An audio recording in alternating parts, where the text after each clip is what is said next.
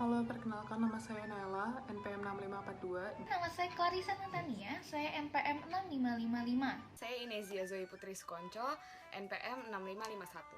Perkenalkan, nama saya Yohan Bertoni, NPM 180906620. Jadi, hari ini kami akan menjelaskan tentang types. Yang pertama, selecting types. Di selecting types ini ada beberapa cara untuk memilih jenis font. Yang pertama, font harus mudah dibaca, terutama pada tipe teks biasanya itu menggunakan font tipe 9 poin atau lebih. Namun untuk teks pada koran biasanya menggunakan tipe font 10 sehingga pembaca yang usianya lebih tua itu dapat mudah membaca dan memahami apa yang dituliskan di dalam koran tersebut. Kemudian yang kedua, font harus kontras. Kontras di sini dimaksudkan yaitu judul harus dicetak tebal dan memiliki ukuran yang lebih besar dari teks di bawahnya. Yang ketiga, font harus memiliki desain dengan ketebalan yang sesuai. Yang keempat, font harus menyertakan huruf italik di dalam teks tersebut. Kemudian, font harus sesuai dengan publikasi. Jadi, kita harus memahami font apa yang harus kita gunakan ketika kita membuat majalah atau koran. Jadi, kita sesuaikan dengan publikasinya. Dan yang terakhir tuh, kita jangan memilih font yang sedang trendy tapi itu sulit untuk dipahami oleh orang lain. Jadi kita harus menggunakan font yang bagus dan baik tapi juga mampu dipahami oleh orang lain. Kemudian details. Nah, biasanya awal orang mendesain itu biasanya orang tuh mikir kalau harus mikirin tipografi yang menarik, yang mudah dipahami, kemudian membuat desain halaman dan warna sesuai. Tapi tuh pada kenyataannya tuh itu semua tuh bisa merubah rancangan awal kita. Nah, di sini terdapat beberapa detail yang harus diperhatikan untuk rancangan awal mendesain. Nah, antara lain yang pertama adalah folio lines. Nah, folio lines ini merupakan sebuah elemen yang memuat tanggal, nomor, halaman, dan nama publikasi. Kemudian yang kedua itu adalah bylines. Bylines ini merupakan elemen yang berisikan tentang nama penulis berita atau nama wartawan yang menulis berita tersebut. Dan kemudian yang ketiga adalah caption. Caption itu biasanya berada di bawah foto yang digunakan untuk memberikan keterangan tentang foto tersebut. Namun caption di sini kita juga harus perhatikan, seperti kita harus membuat caption seolah-olah menjadi hidup dan memberikan informasi yang mudah dipahami oleh orang lain. Kemudian terdapat photo credits. Biasanya photo credits ini ada di bawah foto tersebut. Dan fungsi photo credits ini merupakan sebagai menunjukkan sumber foto yang ada di dalam koran tersebut. Dan yang terakhir adalah reverse. Nah, reverse ini merupakan sebuah elemen yang memuat informasi atas sebuah peristiwa yang sama di tempat lain. Kemudian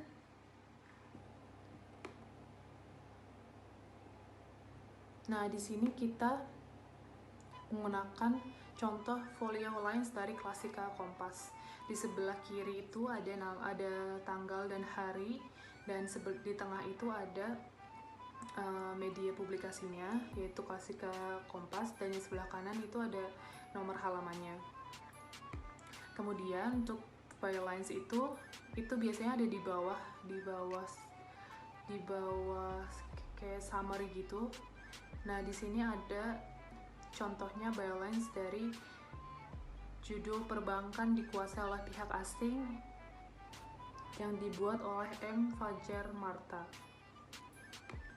Nah, untuk caption dan photo credits, caption itu berada di bawah foto, dan photo credits itu biasanya ada di bawah foto juga, tapi itu lebih kecil dari caption tersebut.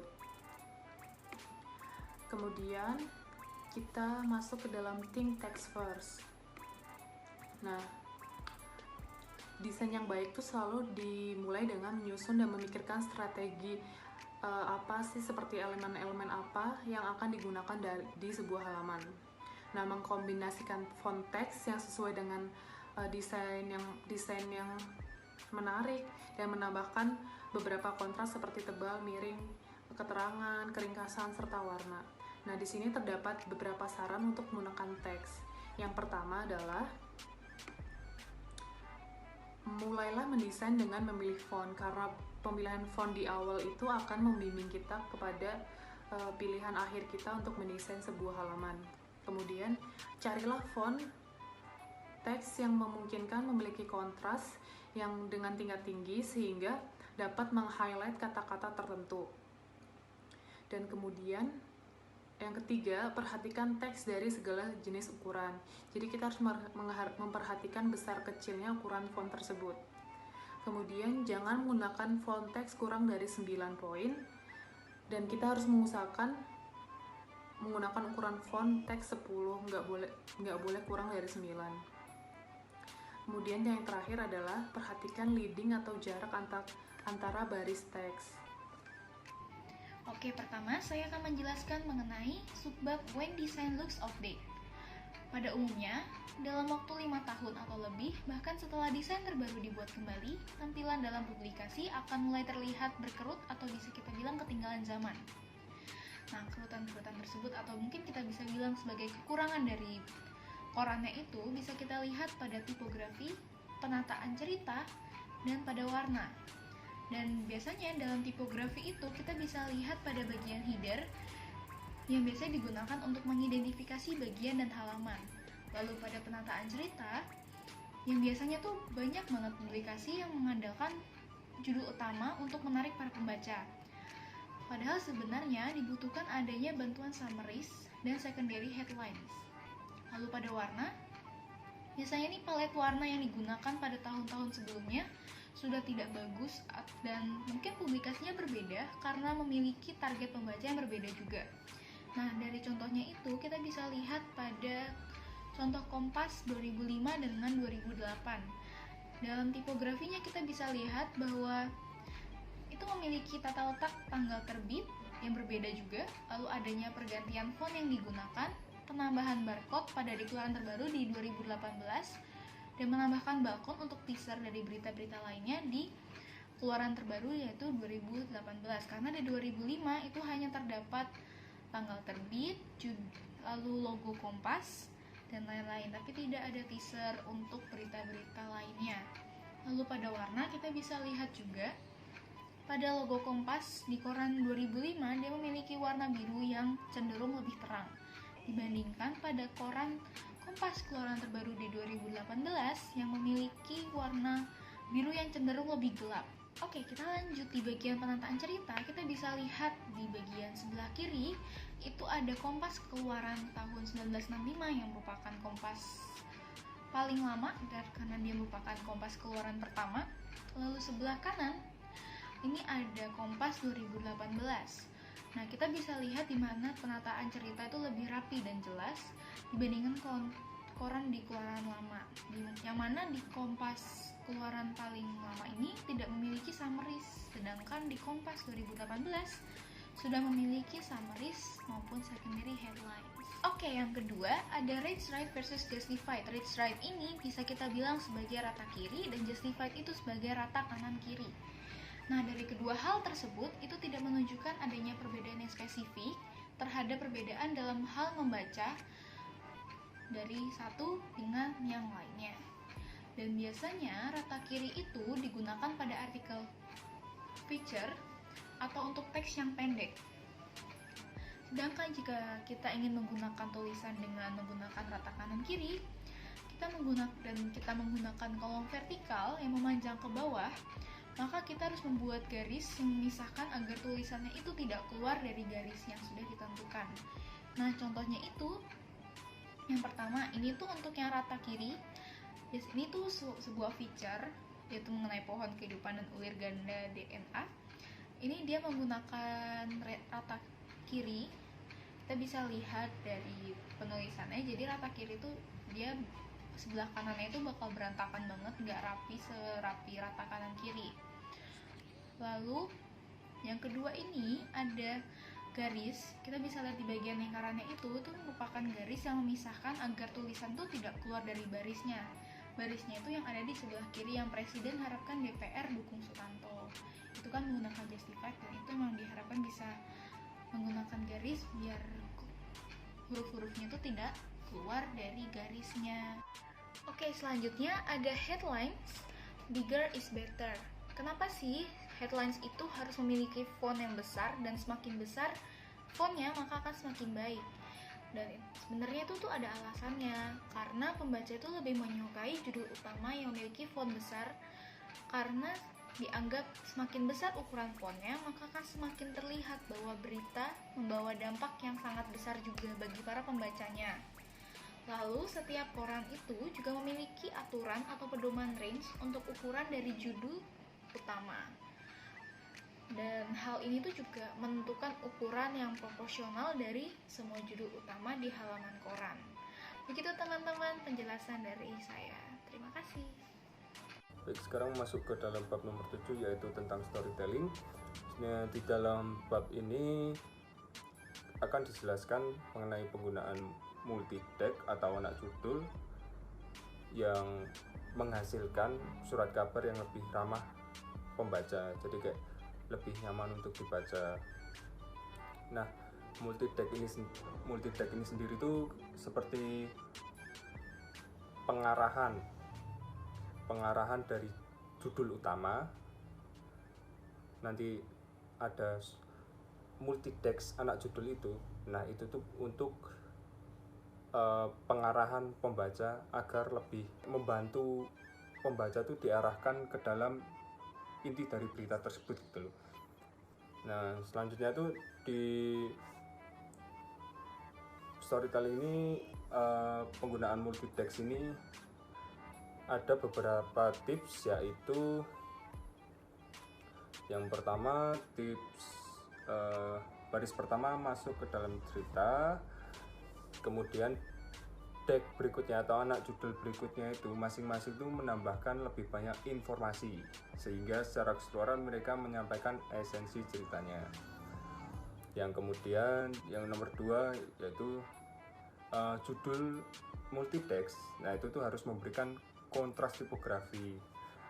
Maksudnya gimana? Ya, jika judul utamanya tebal, itu maka tag atau anak judul itu harus lebih tipis atau ringan. Nah, sebuah judul utama waktu Romawi mungkin disertai dengan tag dengan huruf italik. Juga beberapa koran tuh mewarnai tagnya gitu, di highlight warnanya gitu. Terus yang ketiga, judul multi-text juga harus menawarkan ukuran kontras. Nah, jadi maksudnya tuh judul utama itu diatur dalam, contohnya ya, judul utama tuh diatur dalam 36 poin font. Nah, tag pertama tuh mungkin di angka 18 font. Terus yang tag kedua tuh di angka 14 poin font. Jadi maksudnya seperti itu, kayak size fontnya aja. Terus judul multi-text itu dapat menyoroti atau meng-highlight cerita eksklusif atau penulis. Nah, contoh dari multi-text ini sendiri itu bisa dilihat dari ini contoh koran Kompas. Selanjutnya masuk ke bab nomor 8, yaitu italic not just for feature. Nah, di sini kami akan menjelaskan pertama-tama mengenai sejarahnya terlebih dahulu. Jadi pada tahun 1950-an itu huruf italik itu banyak ditemukan di surat kabar bagian Women's, namanya majalahnya Women's gitu. Terus 50 tahun kemudian itu terdapat rumor atau mitos. Nah, itu tuh tentang penggunaan huruf italik itu tidak akan maco atau terlihat elegan apabila digunakan pada cerita olahraga atau hard news atau berita langsung gitu. Terus pada saat itu sebagian orang tuh masih melihat penggunaan italik itu sangat terbatas. Jadi cuman pada artikel tentang perangkaian bunga, terus resep baru pada makanan quiz, dan fashion terbaru dari Paris. Nah, jadi seperti itu. Lalu ada 2 tips penggunaan huruf italik akan bermanfaat. Yang pertama tuh kinerja penggunaan italik itu untuk dilakukan melalui pembuatan struktur cerita. Dengan kata lain, jangan menggunakan huruf italik itu kayak pada misal sekarang di berita hari ini penggunaannya italik, terus besoknya enggak, besoknya lagi memakai. Nah, jadi itu penggunaan italik itu harusnya itu digunakan secara konsisten dan terus menerus dalam peran gitu loh. Jadi kayak ya udah, kalau sekarang pakai besok pakai, terus selanjutnya lagi pakai juga gitu. Yang kedua, hindari penggunaan huruf italik yang berlebihan pada teks. Nah, jadi italik itu lebih cocok untuk di judul utama saja, kutipan dan highlight, tapi tidak menarik di ukuran teks. Nah, jadi itu yaitu lebih baik di mana, di judul utama, di kutipan dan sorotan atau highlight gitu ya. Untuk bagian contoh, kami menggunakan koran Kompas yang terdapat judul Perjalanan Panjang Menuju Pengabdian Kedua. Nah, di judul tersebut itu sudah menggunakan huruf italik, jadi terkesan lebih elegan untuk dilihat. Jadi seperti itu contohnya penggunaan huruf italik. Selanjutnya kita akan masuk ke bab nomor 9, yaitu centered versus flush left outline atau penggunaan rata kiri dan rata tengah pada judul. Jadi judul utama di tengah menggunakan rata tengah itu sangat mendominasi surat kabar selama beberapa dekade, hingga di tahun sekitar 1970-an. Nah, itu surat kabar sudah mulai bereksperimen menggunakan judul dengan baris rata kiri. Nah, hal tersebut tuh menjadikan surat kabar tuh menggunakan rata kiri di bagian kiri halaman untuk bagian judul dan juga elemen lainnya seperti bylines atau pembuat berita atau wartawan, terus ringkasan paragraf, lalu kutipan atau keterangan di bawah foto, atau sering juga dapat disebut caption. Nah, surat kabar pertama kali menggunakan rata kiri itu tuh surat kabar dari Chicago Daily News yang sekarang sudah tidak lagi berfungsi, tapi selanjutnya itu diadopsi oleh Minneapolis Tribune pada tahun 1971. Nah, sejak saat itu surat kabar terutama di Amerika Serikat, nah itu memilih pembuatan judul dengan rata kiri, yang dimana judul rata tengah atau center itu jarang ditemukan di koran harian. Tapi beberapa surat kabar seperti Times of London, terus surat kabar Eropa, terus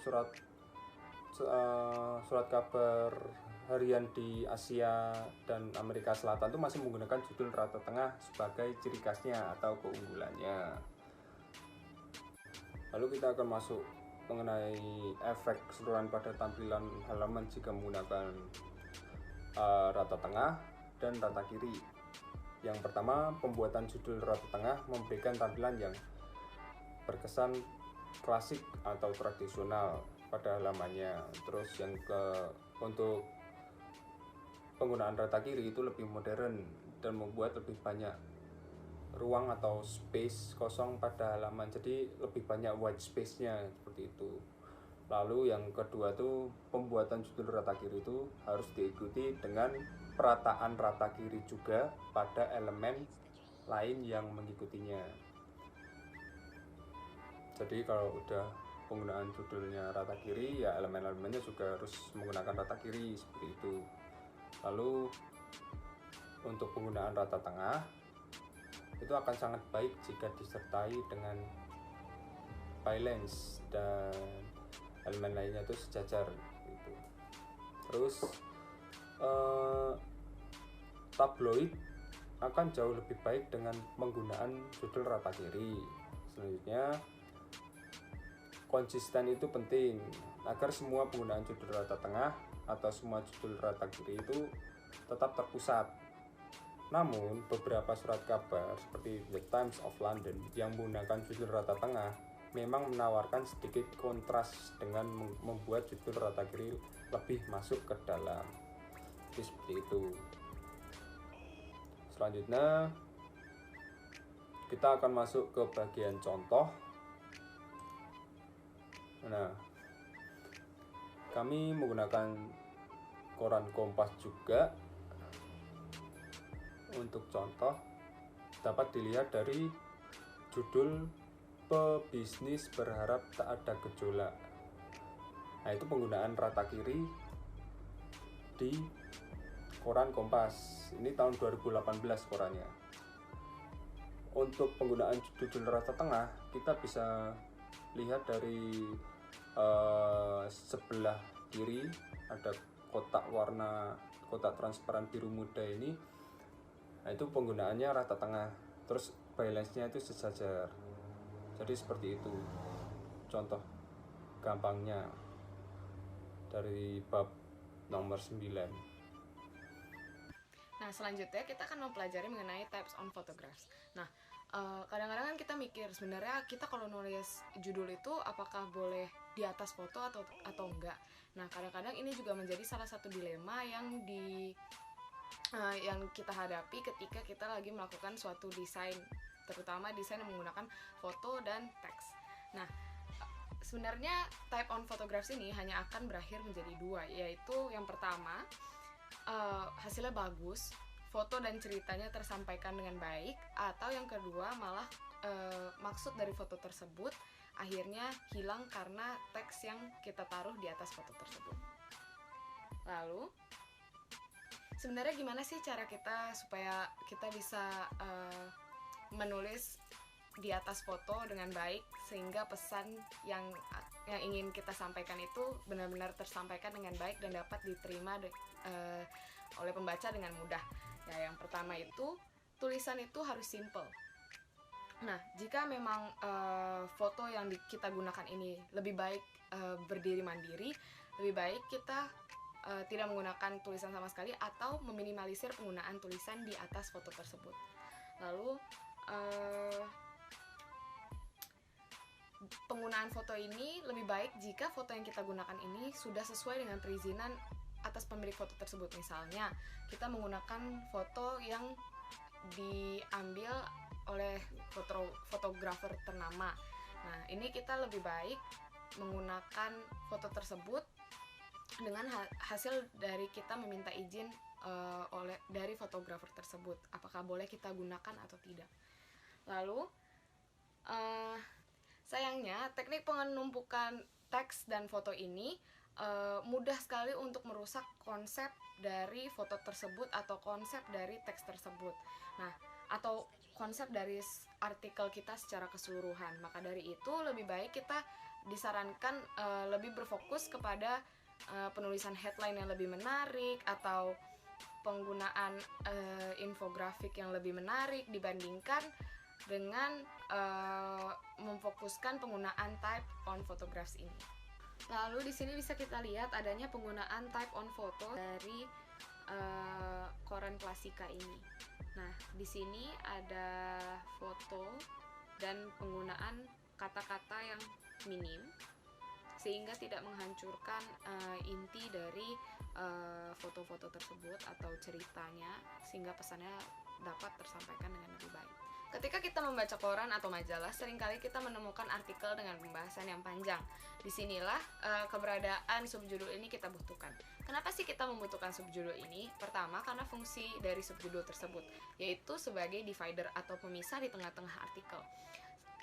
Selain menjadi jeda visual, pemisah ini juga bisa menjadi tempat bagi penulis untuk menjelaskan apa yang akan ia jelaskan selanjutnya, atau apa yang akan dia bahas selanjutnya. Lalu yang kedua, subjudul ini juga bisa berguna menjadi outline. Outline ini berisikan poin-poin penting atau apa saja yang dibahas di dalam artikel ini, sehingga dapat membantu para pembaca dalam melakukan scanning teks atau membaca cepat.